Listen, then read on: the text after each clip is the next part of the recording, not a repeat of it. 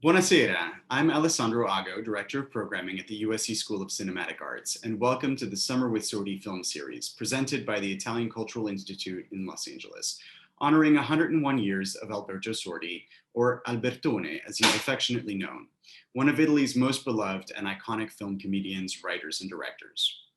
Born in the heart of Trastevere in Rome on June 15, 1920, Alberto began his film career in 1937 when he appeared as an extra in Carmine Gallone's historical epic Scipione l'Africano. During the 40s, Sordi would become a prolific voice actor, known in particular for dubbing the voice of Oliver Hardy, alongside theater roles and radio programs, before a breakthrough role in 1952 as the title character in Federico Fellini's The White Sheik.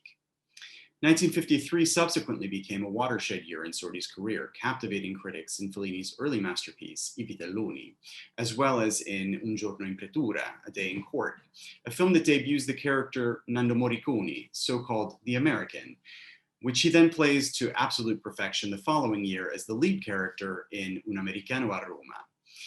By 1954, his career is soaring, 13 films in 1 year alone, and a Nastro d'Argento for Best Supporting Actor for I vitelloni. By 1955, his fame has become global, and US President Harry Truman even invites Sordi to Kansas City, where he's awarded the keys to the city in appreciation of Nando Morricone's enthusiasm for the United States. From here on out, Sordi would become a star of the golden age of Italian cinema from the mid-1950s through the 1970s, closely aligned with the commercial and critical success of a new genre of film comedy, the commedia all'italiana, which flourished as domestic film production soared in the 1960s and early 1970s. This comic tradition established a new star system in Italy, which in addition to Sordi included Vittorio Gassman and Mastroianni, Sophia Loren and Nino Manfredi, Claudia Cardinale, directors such as Mario Monicelli and Luigi Comencini, Dino Risi and Pietro Germi, the screenwriting duo Agee and Scarpelli. For those just discovering Commedia all'Italiana and the comic persona of Alberto Sordi, I'll offer some context.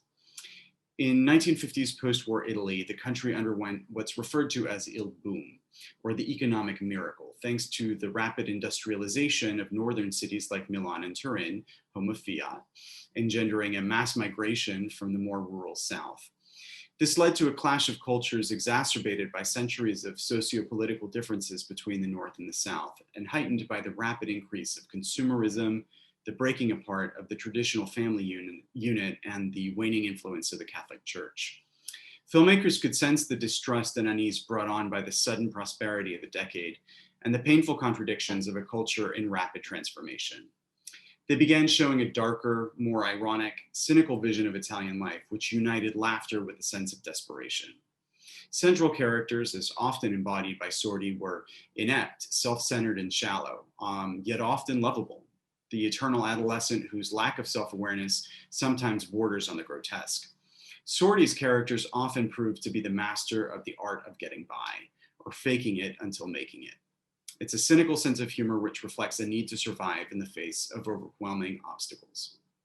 In the 1960s, Sordi matures into a persona of archetypal characters of the Dolce Vita society, alternately idealist and a go-getter, sometimes heroic, sometimes a coward, constantly interested in money, luxury cars, and comfort.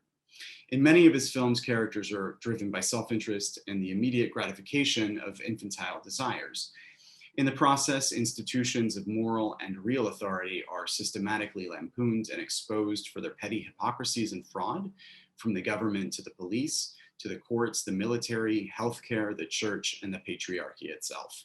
Such comic works helped to modify the mentality of the average Italian by forcing a greater awareness of the rapid changes taking place in the nation and questioned the functioning of ruling elites and established institutions, and uncovering social problems demanding attention.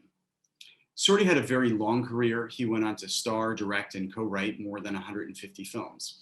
Though this series will present 4 masterpieces from his career, it only scratches the surface.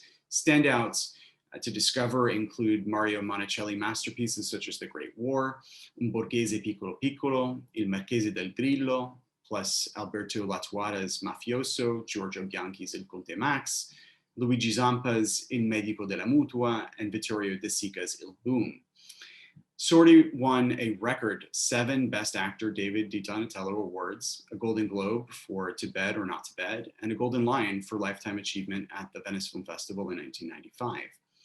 In 2000, the city of Rome made him honorary mayor for a day to celebrate his 80th birthday, and in 2003, he passed away at 83.